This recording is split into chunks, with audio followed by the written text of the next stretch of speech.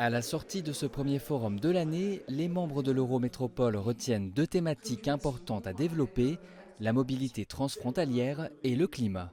Alors cette année, on est vraiment sur la mobilité transfrontalière, sur aussi montrer qu'il y a plein de projets finalement super qui sont faits en transfrontalier, les gens ne connaissent pas toujours. C'est la mobilité, c'est la santé, c'est l'emploi, c'est la formation. Et on va aussi travailler sur tout ce qui est climat, parce que évidemment la pollution ne s'arrête pas à la frontière.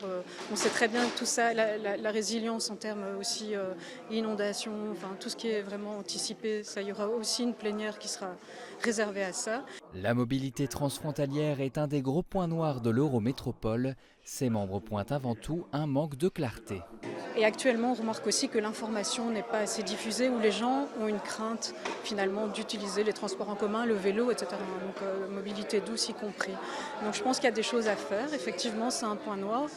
Et on voit qu'il y a énormément de déplacements dans cette Eurométropole. On est à plus de 100 000 déplacements journaliers. Et donc, ça veut dire qu'il y a du flux. Donc ça veut dire qu'il y a des possibilités aussi de changer, de penser à la planète, de penser à se bouger différemment.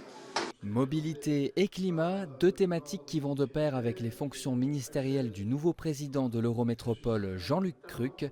Celui-ci n'était pas présent au forum en raison d'une réunion parlementaire, mais il a quand même pu présenter ses priorités. Alors, il a déterminé 4 priorités, donc améliorer la mobilité transfrontalière, encourager la participation et l'engagement citoyen.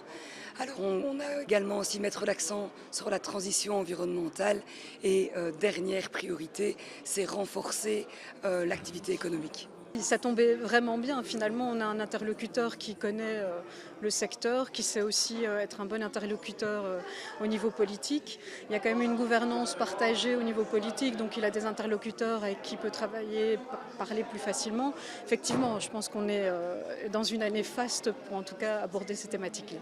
De grands projets pour l'Eurométropole qui demeurent motivés à tout entreprendre pour améliorer la vie des citoyens.